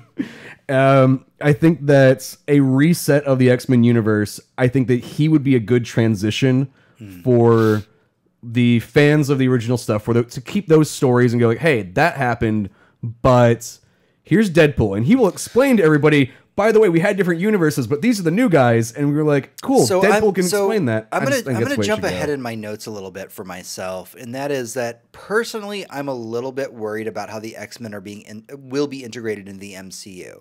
Now, to kind of top off with something we've said on the podcast before, there are people that make a lot more money than us that are currently working around the clock on trying to find a way to integrate the X-Men into the Marvel Cinematic Universe. I am really worried about it because I love the X-Men. I literally have an X-Men comic sitting on the table right now. It's weird. I love the X-Men, and I always have loved the X-Men, and they've worked so well in their solo outings in their own X-Men movies, for better or worse. But trying to integrate them into the MCU this far in, I'm nervous. I'm like, can it be done? Can it be done well? And I get that Kevin Feige is leading the charge. He's the one saying, like, I'm going to figure out a way to do this, and I'm hopeful. Come hell or high water, he will hire enough people to make it happen. And to be fair, as a Marvel Comics nerd, if you had told me when Iron Man 1 came out, by the way, someday they're going to do the Infinity War comic, I would have looked at you and laughed in your face and be like, it's unfilmable. There's no way Infinity War can become a fucking movie. And then I watched it, and I was just like, fuck. Like, 16-year-old me is just sitting there drooling on himself because this just fucking happened. So I do believe there is a way for the X-Men to enter the universe. I'm just worried how it's going to happen. I have an idea for that. I'm just nervous. I personally want to see them integrate the X-Men, but before we get an X-Men movie called X-Men or whatever the fuck you want to call it, or X-Force or what the fuck ever, I want to have I want to have 2 or 3 individual movies about specific characters. Mm-hmm. I want them to do a Magneto backstory or a Professor X backstory. I want them to have a Summers family story. I want them to explain who these people are and what they are, how they exist within the MCU universe before throwing in a fucking team up movie. I want them to do exactly what they did before the first Avengers. Right. A bunch of movies that individually stand alone that culminate in something that would be the X-Men. You want to see them become the X-Men. Yes, I want to see the X-Men's creation, not just the original team of like I honestly Iceman. Alone should be his fucking standalone movie. That's the only problem with the X-Men in terms of doing something, because Tony Stark was somebody before he was Iron Man. You know, Steve Rogers was somebody before he was Captain America. The X-Men really were just kids whose powers kind of got turned on like a light switch. Yeah, and they hit puberty and their body went, you get stuff. And then they got brought into a team. Mm-hmm. Like, and later X-Men comics have really dived into how fucked up Xavier has treated these kids. Like how he's fucked these people over, like played with their minds. Literally that's the plot line of Umbrella Academy. The spoiler for anybody who hasn't read it or watched it, that's the point of the entire thing. But like the idea of the person who is supposed to take care of you being kind of abusive is almost the story of modern X-Men. There's a reason why Xavier isn't really a figure in modern X-Men, because he is now he's a statue. He's something that you look at and say, this is the reason we are here, but not necessarily the person that we want to be.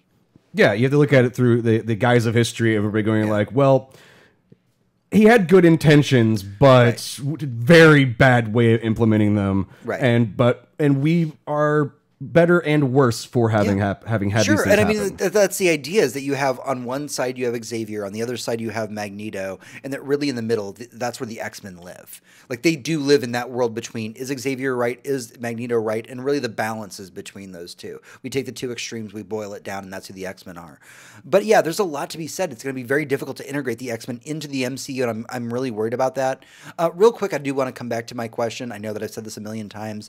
Who would I like to see enter the MCU if I had to pick one? It's going to be Moon Knight. I'm sorry. Moon Knight is just a character I love. He's fucking batshit crazy. How you integrate him into the Marvel Universe, I have no fucking idea. See, again, I had that plan. That was part of the Defenders next set. Was Moon Knight was going to be thrown in there. Maybe Blade was going to be in there. I had some ideas. Yeah, that would work. I was throwing some shit around. Yeah. But I wanted to be part of the Netflix universe with Daredevil and everything. Would you actually accept a Blade Hulu series over them trying to make another set of movies? Yes, I would much rather have that. Yeah. Or even like a Showtime show. Or yeah, no, I don't. I want a series. I would rather have a television series for adults, something like Showtime, Netflix, HBO, that level of production, but done as a series, not just a film. That's what I want from Moon Knight as well. Moon Knight's a fucking great character, but I don't think a film would be where he would shine. Deadpool, I think the exact opposite. Deadpool shines as a film character, but a series, he would get really fucking annoying. Deadpool is a small doses character, right? Yeah. Like, that's how I feel about him. Whereas Moon Knight, like, his level of crazy, like, lends itself to an extended series. Yeah, no, see, all right, so that's the one thing I want from Moon Knight is, honestly, this is how I want Moon Knight to be handled. We know Legion is about to be done. We just take everybody who made Legion and say, now make Moon Knight. Yeah, that would probably work. But hire better actors this time. Yeah, like that's... I'm sorry, because I'm sorry, I hate pretty much the entire cast of Legion. I just do not like them. I'm sorry that you don't like Aubrey Plaza. Like, no, dude, I love the fact she can play one character, and that's all she's ever played. No, I've watched a lot of her work, and dude, she is a very one-note actress. I don't care how pretty she is. She does not have a lot of depth to what she's bringing to the screen. All right, so let's bring this back to the MCU. I do want to... One of the big questions that I had was, what storylines would we love to see happen on film? It doesn't matter. Like, it has to be like a big named storyline. It has to be a named storyline. So this is this is the question that I was coming up with as well. Was when you get to a certain point with the new universe, with all the Fox, with the Fantastic Four and X-Men now having to find their way into the MCU universe, what crossover event in history would work as a way to get all of them together? Because at this point, I feel that there should be the MCU that is the current one that's ending, the revitalization of the more heroes through that. You know, Thor sticks around, or Iron Man gets trades off his armor to somebody else, whatever. That, and then you have the X-Men world, and then you have the Fantastic Four world, which is in between the two, and then how all of these come together for one giant thing. That was gonna be my question, and this is kind of the same thing. So let me take the reins on this one a little bit. Yeah, because I'm not... this has been bothering me for like ages. I don't know, because it's like Avengers versus X-Men is not that good, but it would work. Let me tell you something really cool. As somebody who may not know the X-Men as well as I do. The X-Men are cool because they ride this line between being these Earth-based heroes that we know and love that live in New York, in upstate New York, and cosmic heroes. Like they do hang out with like the Nova Corps, and they do all the weird cosmic shit. It only happens every once in a while, but they have enemies that are literally cosmic enemies, like the Brood. Like the Phoenix. Yeah, like literally the Phoenix. By the way, this is a cosmic entity. Now that you've brought that up, I did have on my checklist of things that needs to not happen is I don't want them to ever do the Phoenix. Stay away from the Dark Phoenix series. Like just you know the thing that killed the X-Men every single time they've tried doing it? Yep. Including the movie that's supposed to eventually come out? Yep, don't do it. Because it's all been leading up to this, air quotes, don't fucking do it. Yep.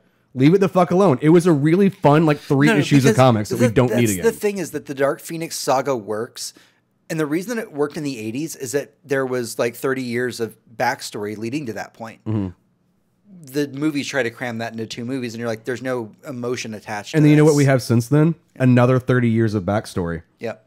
You can't combine 60 years of drama around this entity into a logical story. Yep. Don't fucking do it. So while I think they should stay away from the Dark Phoenix story, I think that it's a risk. Ooh, I got an idea for one. But I think that Marvel is reaching a point, and maybe this is kind of a little bit of a fanboy of these, specifically in DC, but I do like them in Marvel as well, more cosmic stories. I've always liked characters like Thanos. Galactus has always been really interesting to me. In the world of DC, I think the Lantern Corps is really fascinating. But like, I think that Marvel can tell more cosmic stories. Like there is one called Annihilation. I never read it, but I think it came out like maybe around 2006. And it's about this character Annihilus. And basically it's about how like he begins to take over the world. And it literally, like part of the story, if I remember correctly, because I did see part of it, was something about like Thanos trying to free Galactus. And to be like, this guy's bad. This guy's worse. Send the other bad guy to get rid of that guy. Right, because basically, if I remember correctly, like Annihilus captured Galactus and figured out how to like take his power and use it as like an energy source.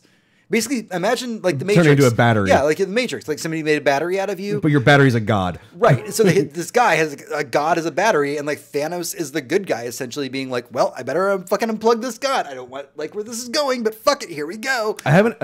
You gave me an idea. You gave me an idea because you're going with the cosmic idea. I have a way for this to end.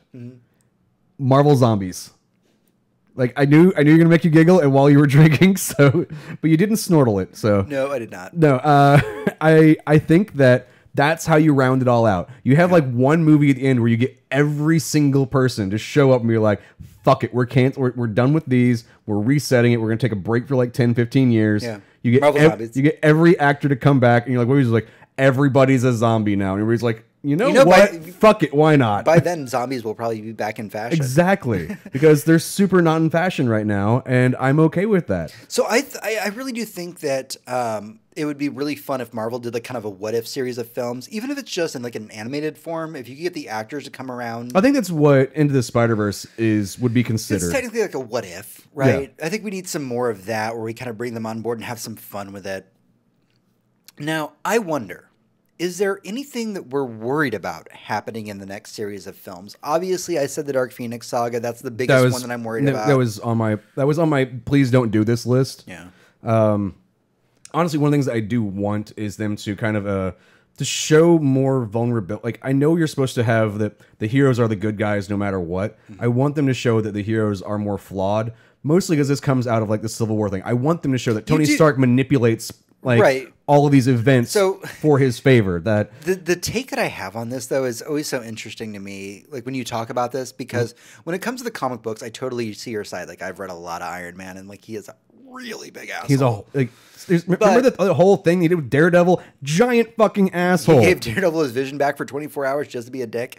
But when we talk about the Iron Man that we see on screen, we see a much more vulnerable Tony Stark. He is a man who he's at this point broken. He is a fucking broken piece of shit. He's still a piece of shit. I'm sorry. Even in the films, he's still a piece of shit. Like he's a man who's like seen some shit and he's trying to keep his mind together. Who is a rational human being who's seen gods and been like, well, fuck, what the fuck do I do at this point, right? Like, and he keeps manipulating his own body to the point to try and become that because he's added in the fucking nanites into his bloodstream. So you're thinking about the comics more, so well, but he did that. In the last movie, he has a nanite suit. True. Oh, that's right. I forgot about that. So where do we think at this point, like, what are we worried about them doing the next series of films? Like, what is our big concerns? Like, is it that we aren't going to have our mainstay Avengers team? Is it that we're... So I'm worried about two things. Okay. I'm worried about revisiting Age of Ultron. In that, I mean... forcing plot lines into a film that do not need to be there for the sake of the greater universe. Right. And I'm also worried about Venom. Okay. Meaning, there's a movie that made a lot of money, but is incredibly bad. Even though we liked it. I liked it in that it was a movie about Venom. Yeah. But the plot holes in it are glaring. It was a movie that was made out of old Marvel when like Tobey Maguire was fucking Spider-Man. Okay. Yeah. That's the era that movie came out of. And I'm worried about them reverting to that. I think that maybe because they've gotten so big, might old man this, which I super don't see this happening. They might maybe an old man get somebody that's part of old Hollywood stuff that wants to come in and do things the 1970s way, and that's what they have to do because that's what happened with Spider-Man. Right. Sam Raimi didn't want to do modern stuff, and they forced him to, and it came out like shit whenever he did it because he didn't understand what the modern shit was. At the same time, they need to stop going with brand new directors and writers all the time because in certain cases it does work. Waititi, I can never fucking pronounce his goddamn name. Dude made Thor. Yes. Okay. He's amazing, and he'd worked on multiple films before that. But whenever it comes to like Thor: The Dark World, that director had done like some indie films before that. They need to stop doing. I get that you need to jump on. You need to jump on young talent while you can. You get a James Gunn every once in a while, though. But James Gunn had done many movies beforehand. Okay, he'd worked on these types of films. He already did a superhero film before it called Super, which is so good. By the way, if you want to see the deconstruction of the superhero film before there was superhero films, he already made it. Super. And he did that. He'd done all these horror films and things that required practical effects, and he understood the universe. So he's not what I'm talking about. I'm talking about somebody who made a cool short film, and they said, well, this won an Academy Award for short films. Let's throw him into fucking making a super CGI thing whenever he told the story about, gay cowboys eating pudding. Right. That was a South Park reference Got it. from many years ago. Got it. In case anybody understands that one. Because guess what happened a long time ago? You took this really cool action director and you made him make the Hulk. Mm-hmm. And then he made an Academy Award winning movie about gay cowboys eating pudding.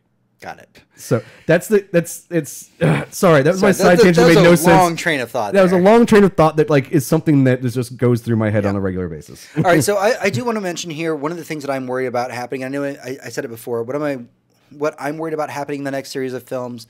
Honestly, it does come down to the X-Men for me. This is the thing I'm worried the most about because I love the X-Men. I love the Marvel universe.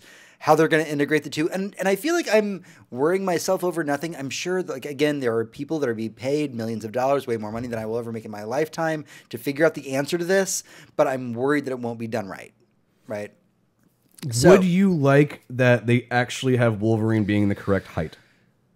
That is the one thing I do want. That I want. Can you say no, Wolverine? Can you say no to Wolverine? I was going to say, can we just take a break from Wolverine for a little Honestly, I think that they should go with there's two things they should keep from the existing X-Men universe.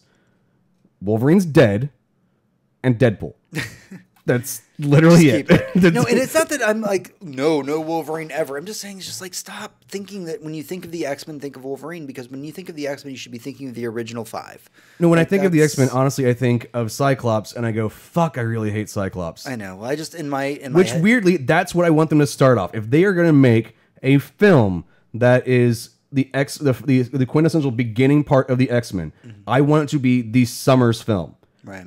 I want it to be the story of this. Family. I want this to be the Summers family, exploring their origin, explaining how Scott got his powers, how fucking his brother got his powers, why they're fighting each other, all that bullshit, why there is that rift between them. Honestly, that's right there. There's your two bad guys. Right. It's the two brothers fighting each other. There's no fucking X-Men involved in this. It's just two brothers hitting puberty and fucking starting to blow shit up and how they deal with that. It's a family. It's literally a family drama. Yeah. There you go.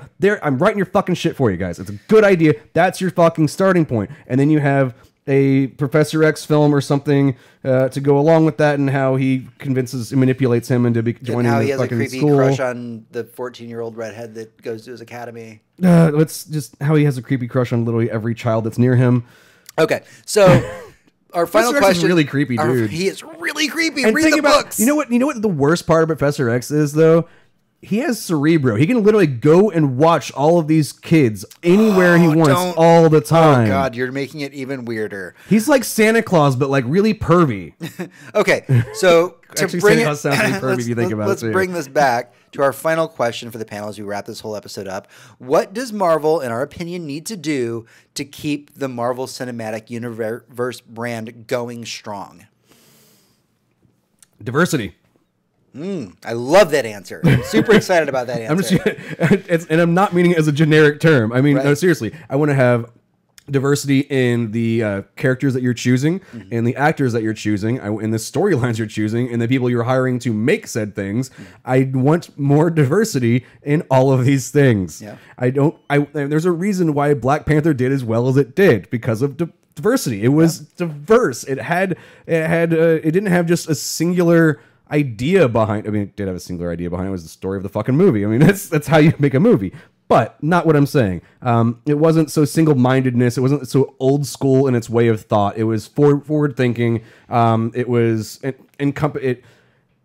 great to see little white kids wandering around in a fucking Black Panther t-shirt. Like that level of diversity. You're like, I'm telling you right cool. now, That's as awesome. soon as those Captain Marvel shirts come out, I'm buying one. Like, I don't give a shit. I want a Captain Marvel shirt. Yep. I'm kind of mad that I've never been able to have one before because I like the character, but they made like what 3 girl shirts and that was it. And When you go like see female superhero shirts, it's like Wonder Woman, which are always like in a woman's I can't cut. get a fucking Wonder Woman shirt. They, Yeah, you don't, can't. they still don't make Wonder Woman shirts for guys. Like, yeah, please make me a Captain Marvel shirt in a guy size. Like, I will fucking wear the shit out of that. Yeah, Yes, no. diversity is absolutely important. I do want to see that Black Widow movie. I do want to see more Captain Marvel. I want to see a Miss Marvel movie. You know what? I don't even need a Miss Marvel movie. Maybe like a Miss Marvel like Hulu series would be really cool. I would. Like, I feel like she would. I Probably fit would into like that. a limited run Miss Marvel Hulu series. It's not something that I want ongoing, mostly because the character annoys the shit out of me. I don't need a whole thing about it, but like Miss Marvel. Yeah, no, just Miss Marvel is Marvel is very an important. interesting character. It's very important that I fundamentally get annoyed by. Sure, the but character annoys You're me. annoyed by the fact she's like a 14-year-old or 16-year-old like girl.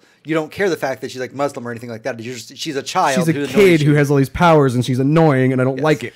Right, but I think that she's be a really cool inspiration. I think it'd be really great to going forward, and I think that we should embrace more of these kind of mini series, like like doing like a Dark Hawk mini series. I know that's a really far out there. You guys probably don't know who Dark Hawk is, but like these kind of one-shot Hulu series. That day Hawkeye had a really bad day. Don't make me get into Dark Hawk, son. That was my fucking childhood. But yeah, I mean, there's a lot of potential for Marvel, and what they need to do is really embrace the breadth of their properties. I think that if Guardians of the Galaxy taught us anything, there's room for the scrappy underdogs. And I mean that is in the sense that look at your C and D list Marvel heroes. They can become the most amazing properties. I do have one wariness that I did just occur to me. Oversaturation. I mean, right now we know Marvel's hands down one, and DC's keeps trying is not doing anything. They're getting to a point that they have so many characters that are available to be either have their own shows or have their own miniseries or have their own movies, to where you could be having a Marvel movie coming out every single month. Yeah. You could have a new series coming out every 2 months based on these characters. A limited run thing happening every 3 months. Yeah. Think about that. That is oversaturating the market. Yes, they're amazing. And what I also meant by diversity earlier was diversity in types of storytelling. Marvel's been very good about that so far. Yeah. We've gotten World War II action things. We've gotten our spy movies. You don't always feel like you're going to see a superhero film. Yeah. You feel like you're going to watching see a another superhero genre. film that is actually a different genre. There happens to be superheroes in it. Right. So far, the only good one we've gotten that's a Western has really been The Death of Wolverine. Right. Maybe we should explore that idea. Yeah, maybe we bring Westerns back, that's all I'm saying. Old Man Logan really works. All right, we're running a little bit long on time, but I really do want to get your opinions about what all of you out there in podcast land, what you would like to see out of the Marvel Cinematic Universe. If I could try and end this on a weird note, if I got my one dream, if you said you get to pick one thing, James, you can put into the Marvel Cinematic Universe. Some people would say it was probably Moon Knight. Some people would say like a more Thanos forward story. Honestly, if I had my dream, it would be that James Gunn does get to come back and direct Guardians of the Galaxy 3.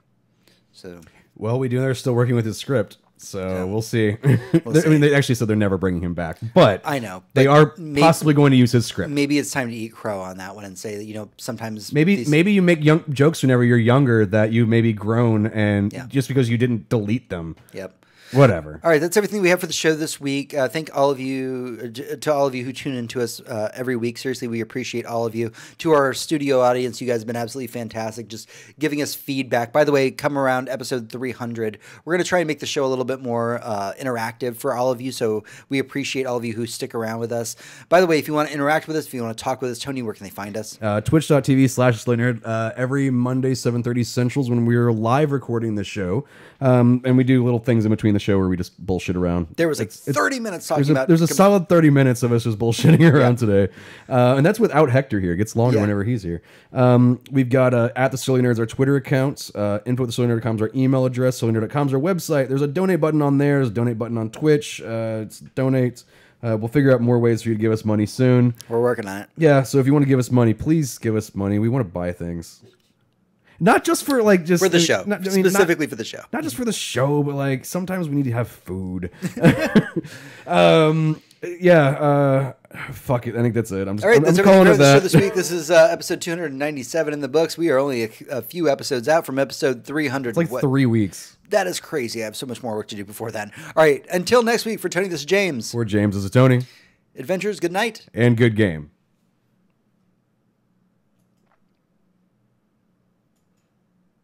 I almost went, I'm Hector. All right, guys. Thank you so much. We really We're going to appreciate you sign guys off. I need to coming feed in. the dog. Yep, I got to hit the can. But seriously, thanks for coming out. Thanks for coming out. Looking forward to... We should have spent one day off this weekend. I tried starting it, being like, hey, we need to talk about stuff. And you were like, I'm playing games. I was in the middle of things. You were playing games, and I was like, we need to do this. And you're like, no. All right, later.